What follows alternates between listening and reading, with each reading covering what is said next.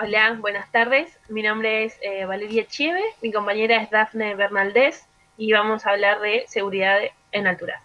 Bueno, bienvenidos. Voy a compartirles el PowerPoint que organizamos para esta oportunidad. Muchas gracias. Bueno, seguridad en altura, de eso es de lo que vamos a hablar. Empezamos con el índice y decidimos arrancar con esta foto, justo hablando de seguridad. Esta es una foto que se llama Almuerzo en lo alto de un rascacielos, es una famosa fotografía en blanco y negro, tomada durante la construcción del edificio RCA en el Rockefeller Center, es de 1932. Vemos ahí a 11 trabajadores de la construcción que están almorzando, sentados en una viga con los pies colgando a unos 260 metros de altura sobre las calles de Nueva York. No tienen, como podemos ver, no tienen ningún sistema de seguridad, no tienen arnés, por lo que la foto es un fiel reflejo de la situación laboral que había en Estados Unidos en ese momento, ¿no? La época de la Gran Depresión, cuando la gente estaba dispuesta a aceptar cualquier trabajo por precario que fuera. Dijimos, bueno, esta es de 1932, acá encontramos otra imagen también de la misma época, 1930, 1931. Esto es durante la construcción del edificio del Empire State, también en Nueva York. Vemos ahí la viga de acero, así una innovación de tipo I, que en ese momento vemos ahí la falta de protección contra caídas. Claramente la falta de protección a todo, ¿no? Este hombre está aproximadamente, lo que dice acá, que bueno, que a 318 metros es posible que esté, porque el edificio Chrysler, que es el que se ve detrás, tiene esa altura, así que, no sé, estará a 300 metros de altura. Colgadito solo, agarradito nomás. Y pasamos luego a la siguiente foto, algo muchísimo más actual, algo de lo que ahora vemos todos los implementos de seguridad que se usan en altura, ¿no? Que son reglamentarios, de los que vamos a hablar precisamente en esta oportunidad. Un gran avance en lo que tiene que ver el cuidado de las vidas humanas.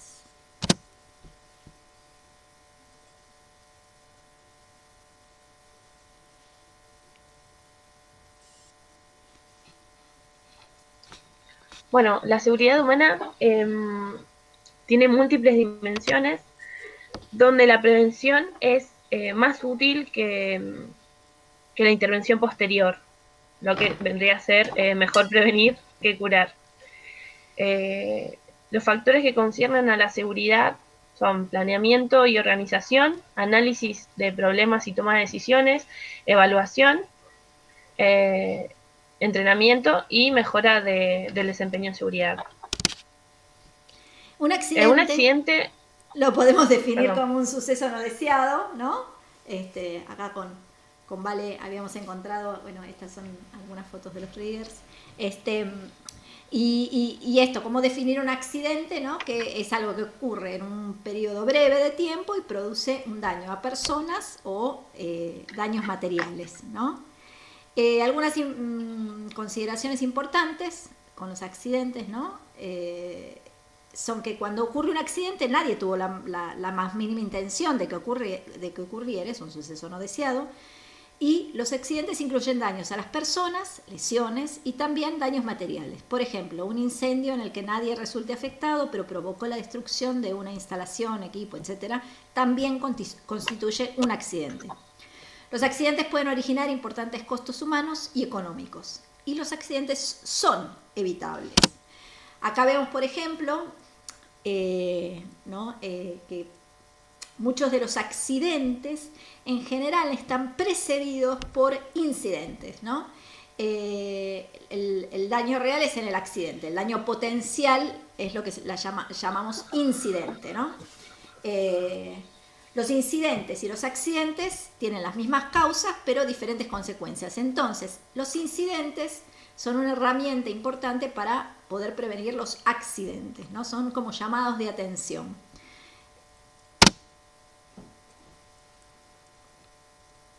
Bueno, los trabajos se consideran trabajos en altura a todas las actividades que se desarrollan por sobre los 1,8 metros del suelo y 1,5 metros por debajo, que vendría a ser un pozo. Estas acciones requieren un control especial, ya que mantiene la potencialidad de accidentes de que podría tener consecuencias de lesiones graves o incluso de forma extrema la muerte del trabajador. Todas estas actividades están regidas por normativas internacionales. Por ejemplo, instituciones en Norteamérica como OSHA, ANSI, SCA, UL, en Europa CE, normas EN, CN, AENOR, UNE, AFNOR, UIAA. Lo siguiente. Bueno, hay recomendaciones de seguridad para el trabajo en altura, que son revisar y planificar el trabajo antes de iniciar la actividad. A revisar y planificar el trabajo. Señalizar el entorno de la operación e informar al equipo de trabajo los controles necesarios y evaluar la existencia de factores de riesgo en torno a la actividad. Previo a comenzar el trabajo en altura, verificar el correcto estado y funcionamiento de los implementos de seguridad requeridos, inspeccionar el estado del arnés y si presenta daños, solicitar el cambio. Mantenerse informado de los procedimientos de emergencia y de rescate en altura.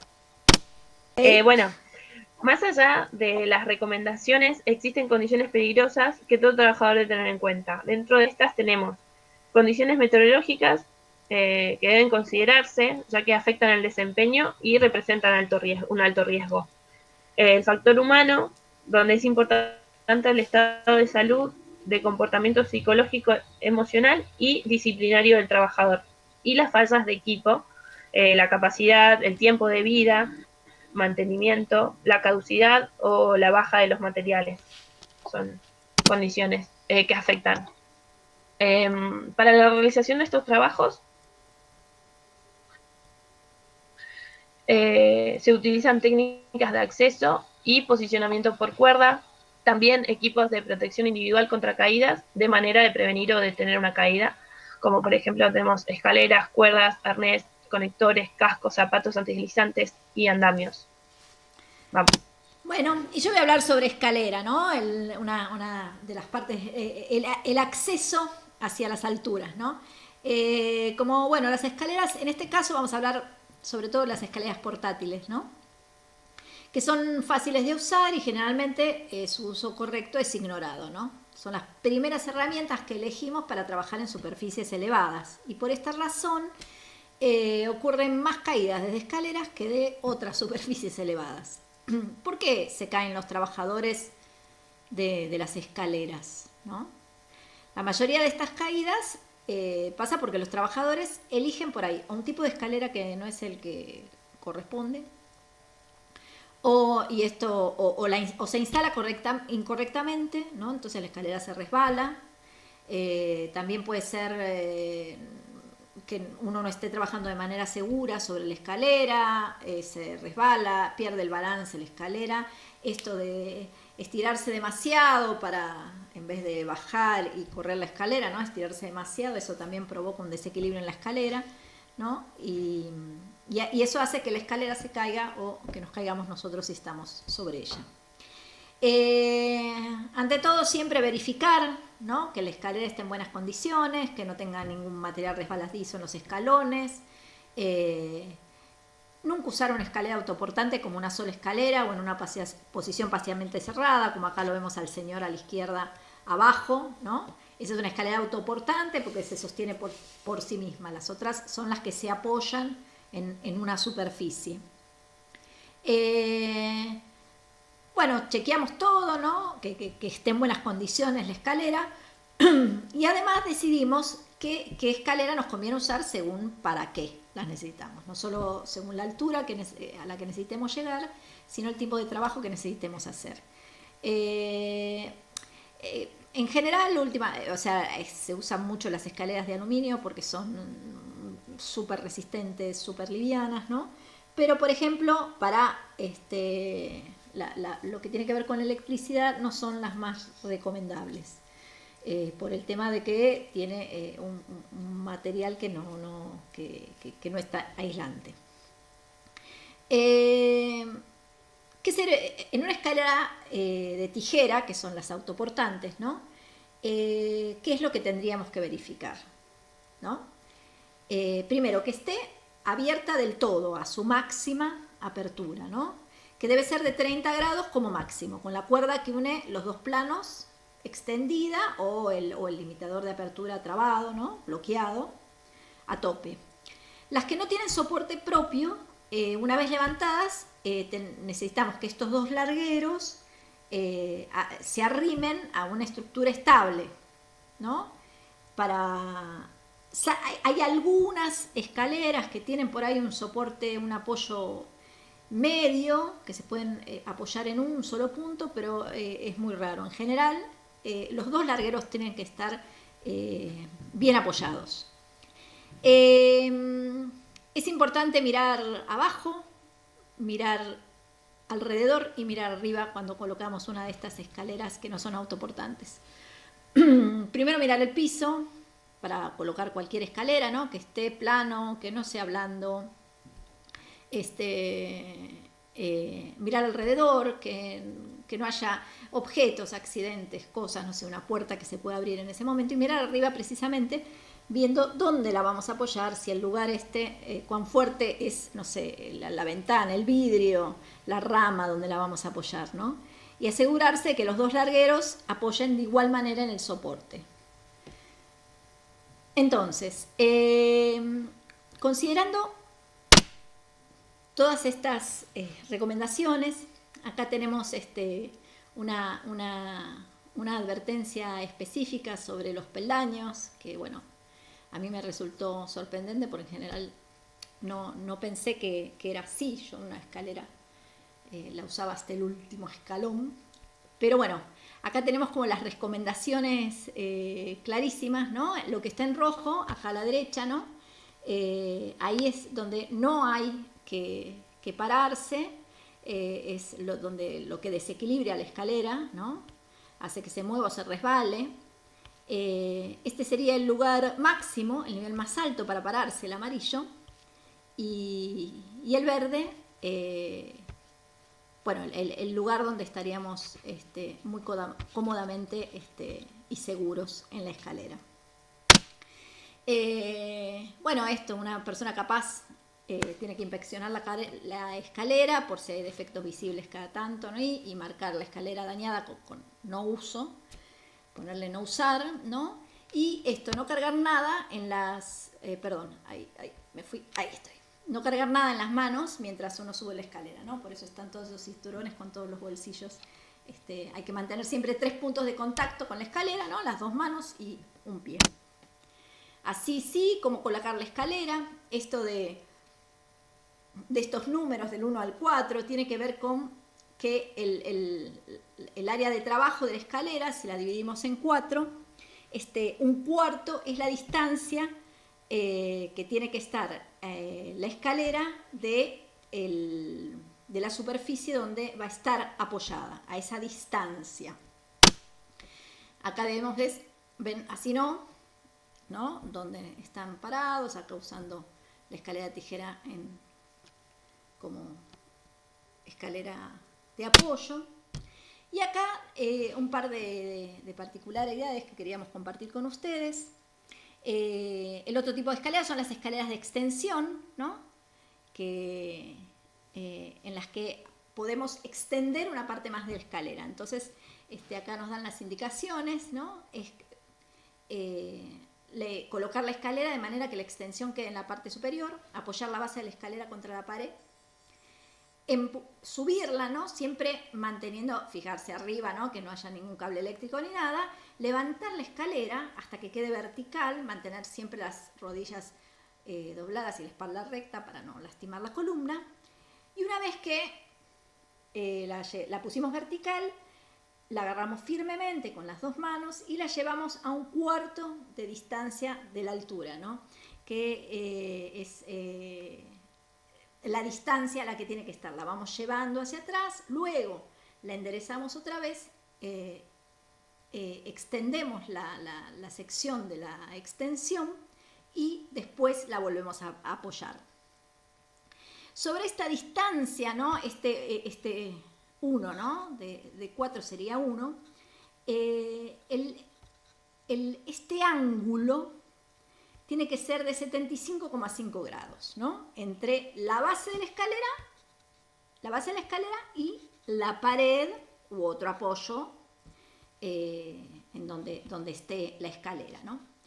¿Cómo medimos, si tenemos una escalera, ¿no? La vamos a poner, ¿cómo mido que el ángulo sea de 75,5 para que sea exacto? Bueno, encontramos esta explicación, ¿no? Sería pararse con la base, a la base de la escalera con los dedos de los pies tocando los largueros, ¿no? De la escalera, ¿no? Extender los brazos hacia el frente. Si las puntas de los dedos de las manos apenas tocan el peldaño más cercano al nivel de los hombros, el ángulo de la escalera tendrá un radio de 4:1, ¿no? Hay una variedad de aplicaciones móviles disponibles para ayudarle a confirmar el ángulo de posición correcto. Ahora sí, seguimos con andamios. Bueno, los andamios son estructuras temporales que sirven de apoyo, ya sea desde abajo o suspendidos, para que el trabajador de altura pueda realizar diferentes tareas. Están hechos de madera, de metal y en ocasiones de ambos materiales. Ahí vemos la estructura de un andamio. Medidas de seguridad. El andamio debe ser montado y desmontado por una persona que esté autorizada para hacer trabajos de altura y que además tenga conocimiento sobre los tipos de andamio. La estructura del andamio debe ser colocada sobre una superficie sólida, de manera que tiene mejor soporte y hay menos probabilidades de accidentes. Nunca se debe usar escaleras sobre el andamio y no se sobrecarga la estructura. Además se debe asegurar de que estén bien repartidas las cargas. Si el andamio no cuenta con baranda, se debe revisar los posibles puntos de anclaje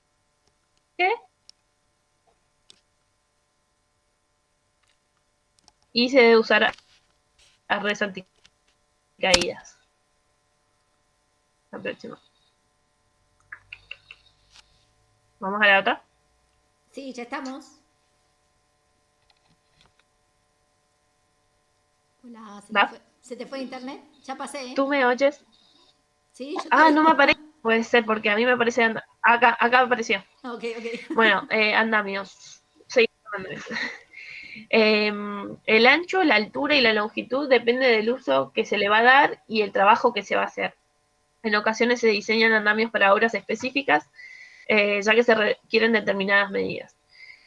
Y todos los andamios que superen los 6 metros de altura, a excepción de los colgantes o suspendidos, deben ser dimensionados en base a cálculos para que cumplan las siguientes condiciones, para satisfacer las siguientes condiciones, como rigidez, resistencia, estabilidad, ser apropiado para la tarea a realizar, estar dotados de los dispositivos de seguridad correspondientes y asegurar inmovilidad lateral y vertical. Vamos con el otro. No sé si... Ahí está. Hay distintos tipos de andamios. Están los tubulares, que son los más comunes que vemos. Esos, la plataforma de esos tendría que tener al menos unos 60 centímetros de ancho como mínimo, y su acceso se realiza por escaleras montadas en el interior del andamio. Pues los andamios de caballete, que son plataformas de trabajo sostenidas por marcos en forma de A o soportes plegables similares. Son indicados para tareas de duración breve y trabajos livianos. Pues los colgantes se usan en estructuras o edificios altos en circunstancias en que no es posible montar un andamio desde el suelo. Pueden ser de plataformas colgantes o de plataformas articuladas o independientes, como una silleta, por ejemplo. El montaje lo debe realizar solo alguien experimentado, como todos los andamios, básicamente. El andamio de servicio, que están destinados a facilitar el paso de los materiales y los operarios en distintas zonas de una construcción por medio de las pasarelas y escaleras. Y los andamios multidireccionales, que es una estructura que se adapta a la fachada, por ejemplo, para utilizarlos en edificios con fachadas curvas. Ahí estamos con esto. Ok, bien. Un pequeño aparte sobre nudos, ¿no? Los trabajos en altura es imposible si no hablamos de nudos también. Fijar una cuerda, amarrar una carga, montar algo, hacer un reparto de carga, aislar un tramo de cuerda. Son algunas de las aplicaciones con las que usamos, que necesitamos los nudos. Acá vemos un pequeño videito de el mono Silva mostrando cómo hacer un nudo. Viene por acá. Va copiando. Viene por acá. Viene por acá un poco más. Chin, chin, chin. ¿Esto qué es? ¿Un nudo qué? Es para armar una eslinga. Para armar con cinta tubular. Ahí, y entonces. Ay, mejor es. Ahí está. Ok. Chacham. Bien. Componentes de un sistema anticaídas. Bueno, en primer lugar, lo que tenemos que entender es que es un sistema, ¿no? Que tiene tres partes: el dispositivo de anclaje, el dispositivo de presión del cuerpo, el arnés, y el sistema de conexión en los que se conectan, ¿no? Ambos. Digamos, es un sistema, no está aislado, ¿no? Entonces tendríamos la línea de vida, lo que se le podría decir la línea de vida, el dispositivo de presión del cuerpo, volvemos al arnés, y el dispositivo de anclaje. Acá lo vemos, ¿sí? Claramente el anclaje, acá está anclado en una viga, la eslinga, cola de amarre, línea de vida, y la línea de vida en realidad es todo esto, ¿no? Y el arnés. Acá tenemos en una línea de vida horizontal, en cable, ¿no? Bien. Los dispositivos de anclaje, ¿no? Vamos a empezar por una parte del sistema. Están los fijos, los transportables, las líneas de anclaje flexibles, horizontales, los rieles de anclaje rígido, como vimos antes, o de peso muerto. Acá tenemos algunos. El riel de anclaje rígido, por ejemplo, ¿sí? Es un riel, ¿sí? Que tiene de acá, ¿no? Aquí está el operador, ¿no? Se engancha con un mosquetón. Al anclaje fijo, esto va al cemento, al concreto. Anclaje de 2 argollas. Acá tenemos un anclaje de una argolla. Acá habla, bueno, está fabricada en fibras de poliéster, esta, ¿no? Con una resistencia de 22,2 kilonewton, es decir, 2.200 kilos soporta, ¿no? Es importante tener en cuenta las etiquetas del producto, no dañarlas, ¿no? Porque ahí podemos ver fecha de fabricación y varias cosas que nos pueden ser muy útiles. La costura reforzada en hilo de poliéster, ¿no? Es muy común ver este tipo de costuras, ¿no? En zigzag, porque brinda mayor resistencia. Las argollas, bueno, acá tenemos el anclaje de peso muerto, ¿sí? Estos son dos tipos diferentes de anclaje de peso muerto. Y en los sistemas de conexión. En los sistemas de conexión tenemos el dispositivo, el anticaídas, que está el retráctil, ¿no? Y el deslizante, ¿sí? En los deslizantes estamos el sobre línea de anclaje rígida o de anclaje flexible, ¿no? Sobre riel o cable o sobre cuerda, ¿no? Y los absorbedores de energía. El absorbedor de energía es algo que puede estar en el cable en sí o en la línea. O sea, puede tener diferentes formas. Acá vemos que es un absorbedor de energía más claramente. Acá vemos una caída sin absorbedor de energía, ¿sí? Esto le sucedería a la persona si la línea no tiene absorbedor de energía. El golpe sería brutal.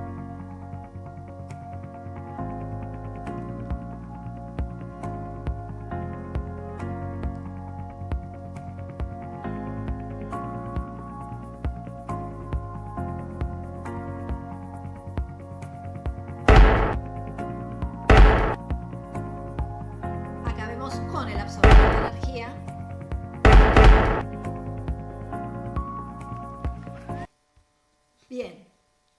El absorbedor de energía también,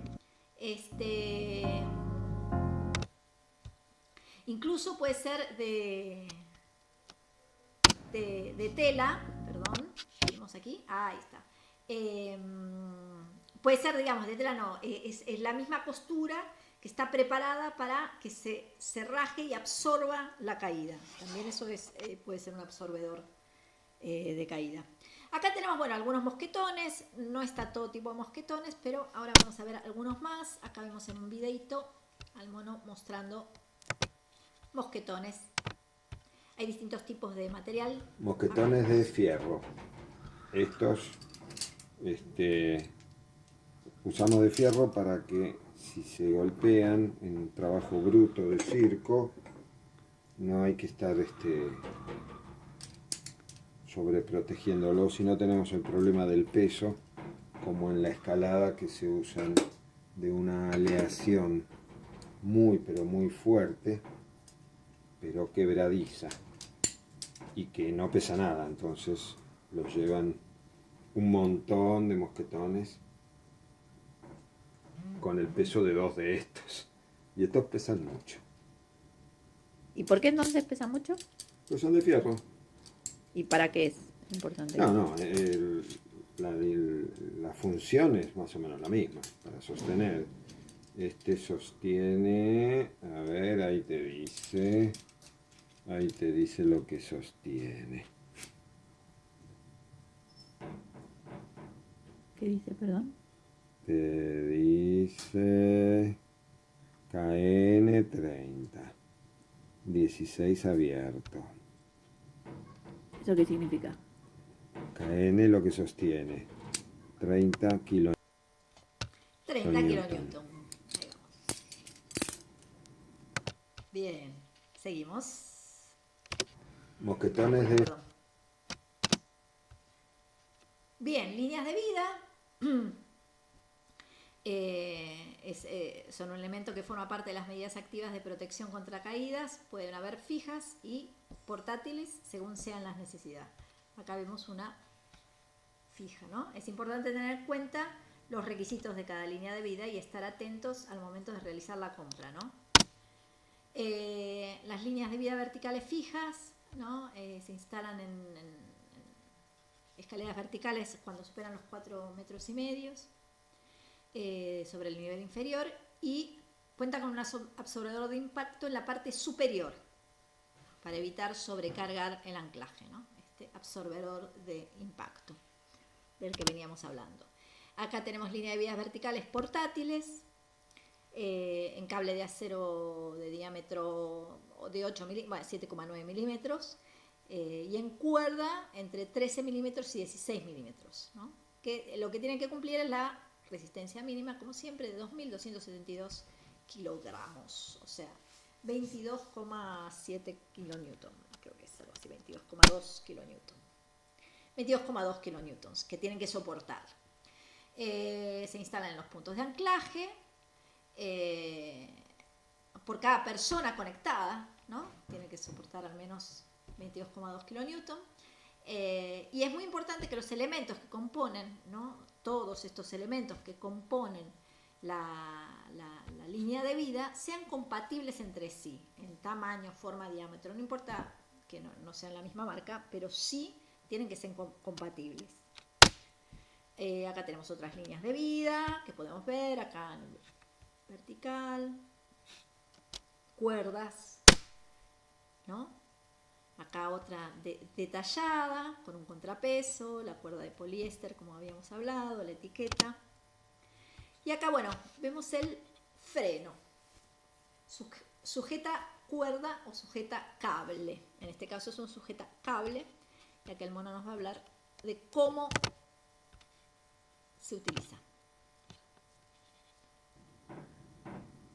¿Y esto qué es? Este es un freno para una cuerda. Te pones de aquí, la cuerda pasa por acá adentro y entonces haces tac, y acogota la cuerda y queda frenadita. Ok. Siguiente.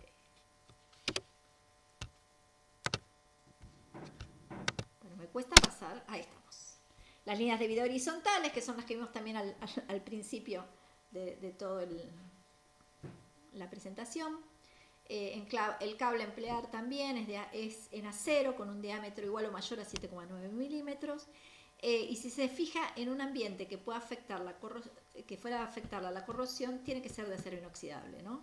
Tienen que estar diseñadas por una persona calificada claramente, y en caso de tener líneas de vida temporales pueden ser en acero o en materiales sintéticos, pero que cumplan con la resistencia de 2200 kilos, 22,2 kilonewton por persona conectada.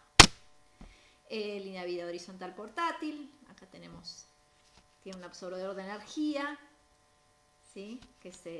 Y se instala bajo supervisión de una persona calificada.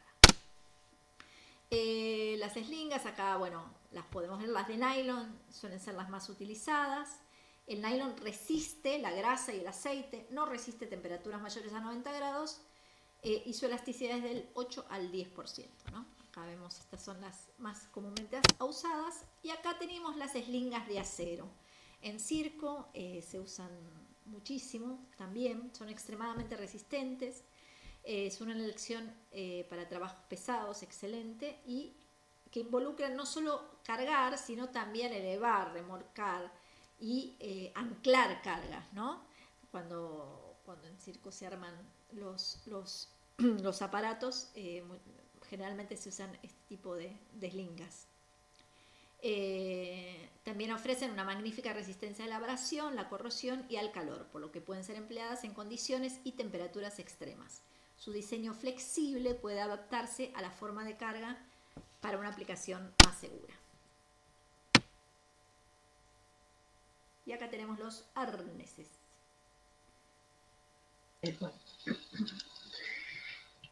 El arnés de seguridad es el elemento que, fijado al cuerpo del usuario, termina de conectar a la persona con el conjunto de elementos que integran el sistema de anclaje, todo lo que habíamos visto antes.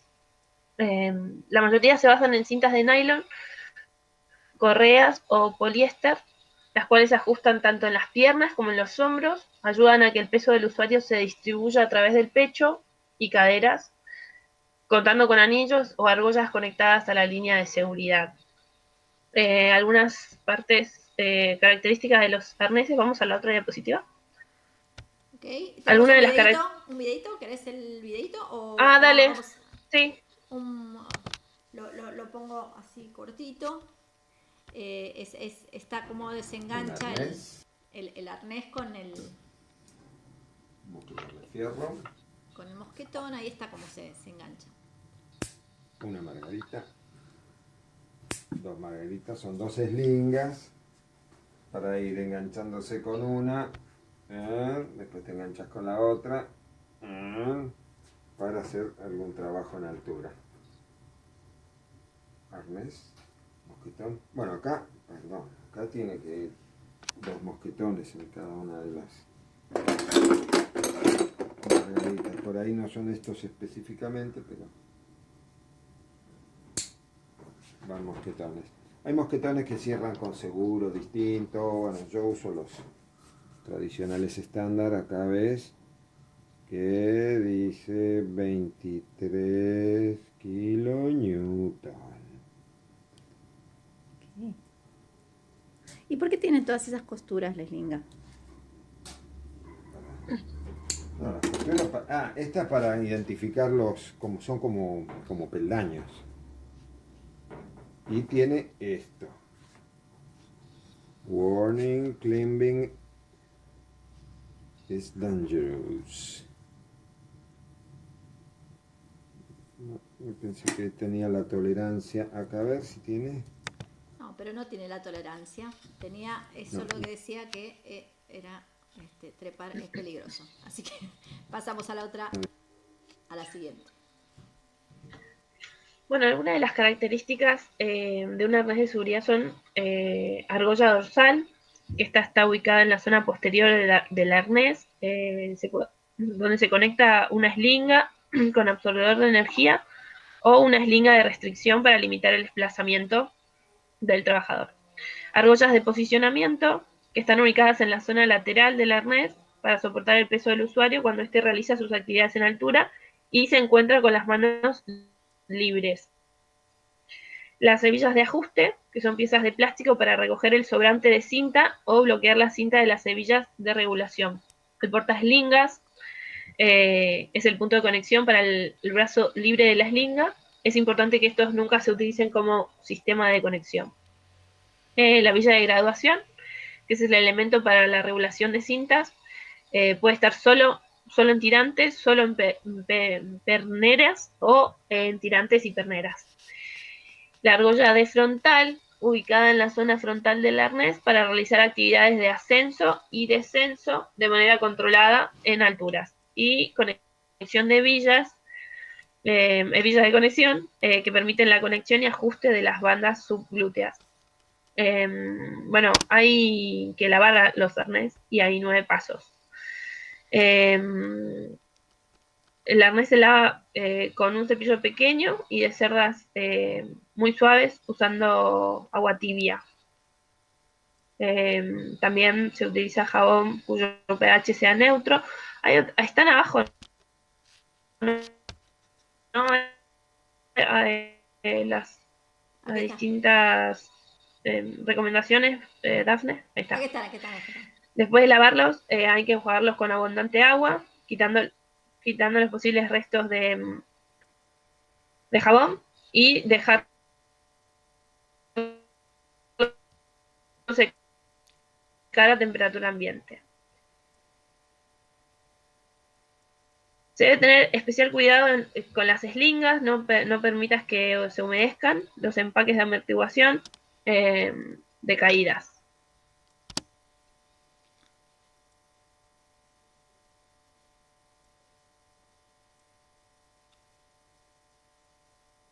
Después, nunca utilices solventes químicos para limpiar el arnés, ya que estos pueden dañar las fibras. Y no utilices lubricantes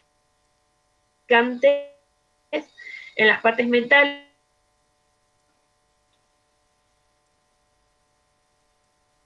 Y nunca lo dejes estirado en un lugar expuesto al clima, donde pueda aplastarlo, dañarlo, ni donde reciba la luz directa del sol.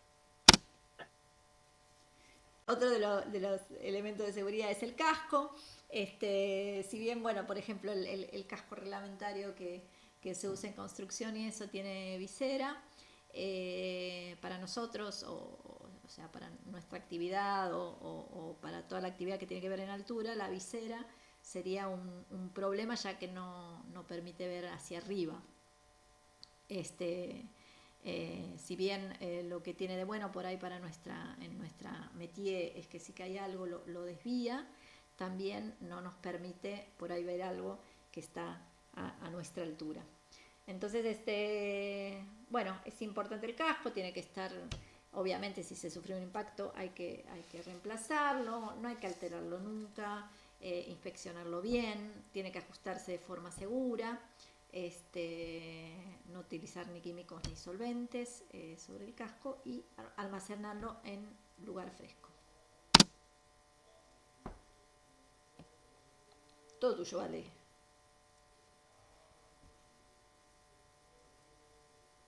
Ok, en los trabajos de altura, un riesgo implícito es la caída. Es importante realizar formaciones técnicas y trabajar con los factores humanos que pueden llevar a producir esta situación. Se deberá conocer los procedimientos de seguridad, técnicas de evacuación en caso de emergencia, uso de materiales, equipos y herramientas, y de esta manera poder minimizar cualquier riesgo. Y es indispensable 2 operarios mínimos para trabajar en altura. El factor caída es la relación entre la longitud de la caída y es un valor teórico que relaciona la altura de la caída y la longitud de la cuerda disponible para detener esa caída. Su valor varía entre 0 y 2 y se calcula desde el punto donde una persona se cae hasta el punto que desde el punto donde una persona se cae por la longitud de la cuerda. Sí, pasamos a la siguiente diapositiva. El factor 0 es cuando el sistema anticaídas está por encima del trabajador, la cuerda estaría tensa. Si el operario se resbalara o perdiera adherencia, se caería 0 veces la distancia que lo separa del dispositivo de anclaje. El factor 1 es cuando el sistema de anclaje y de sujeción del arnés están a la misma altura del trabajador, digamos. Y el factor 2 es cuando el operario se encuentra por encima del sistema de anclaje. Digamos que a mayor factor de caída, es mayor la gravedad de la caída. Si se produce la caída y el operario queda suspendido, inmóvil, durante mucho tiempo puede ocurrir que sufra el síndrome del arnés. Esta situación debe ser revertida lo antes posible, ya que las correas del arnés comprimen total o parcialmente el paso de la sangre, actuando como una especie de torniquete que impediría el flujo sanguíneo, generando entumecimiento de pies y piernas, y si el operario está consciente, puede llegar a perder la conciencia, como por la falta de irrigación de sangre. Vamos a la otra diapositiva. Gracias, Daf. Bueno, si el operario está consciente, debe mantener la calma y tratar de movilizar las piernas, realizar cambios de posición. En caso de que no pueda, debe mantener las rodillas dobladas, retrasando con ello la aparición de los síntomas. Y los compañeros del trabajador deben priorizar la detención del trauma por suspensión. Por ejemplo, se puede colocar por debajo de la persona que está inmóvil, y se consigue que las piernas queden en posición de descanso, algo más elevadas, aliviando la presión sobre las ingles y reduciendo la presión del arnés sobre las arterias y venas femorales. Bueno, y hablando un poco de seguridad y artística, acá vemos la primera foto, que es el mono trabajando en altura sin ningún tipo de seguridad, ¿no? Como suelen hacer todos los cirqueros. Acá tenemos algunos vale, ojo que estás con el mic y ahí se cuela el sonido. Algunos de los elementos, bueno, de seguridad en circo. Por lo pronto acá tenemos, bueno, la red trenzada, fundamental. Acá tenemos los ochos. Los ochos que han trabajado bastante, pero hay que cuidarlos bastante también. Han trabajado en San Luis, bueno, en todo el país han trabajado estos ochos. Dos ochos que han trabajado en todo el país, tenemos ahí. Ahora seguimos. Acá tenemos, bueno, los sistemas de seguridad específicamente. Acá te hablamos de las rodanas. Polea casera. Polea. Con puerta de portón con rodamiento. ¿Y cómo la hiciste, casera? Un poquito bruta, pero sostiene. Obviamente no es tan livianita como una de escalada, pero la función la cumple. Es más pesada nomás, más bruta. Polea casera. Aquí tenemos las otras. Polea doble. Polea doble. Doble para hacer una mecánica de seguridad para circo, que es una reducción, van pasando cuerdas por acá, va a una allá, y para sostener a los acróbatas con dos cuerditas en la cintura. Lo mismo que se hacía en saltimbanco con los elásticos y esas cosas. Otra polea casera y una polea Petzl. Creo que es francesa. Sí, Made in France. 13 milímetros la cuerda y la tolerancia 11 kilonewton. Ok, pasamos a lo siguiente. Ups. Polea casera. Perdón, a ver, pasamos. Con polea doble para hacer Ahí va, ahí va, ahí va. Ahí pasamos a los anclajes.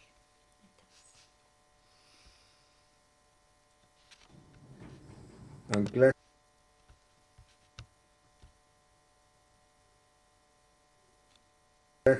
mecánico, esto es de 12 milímetros. Se hace, bueno, va con una aguja que después lo expande. Esto para hacer un anclaje en el concreto. Lo que más usamos en realidad son estos, que son que vienen con una ampolla de un material epoxi, que cuando rompes la ampolla con esto mismo lo enroscas y sobresale esta partecita. Para sostener esto sostiene mucho. Creo que al corte resiste 1000 kilos.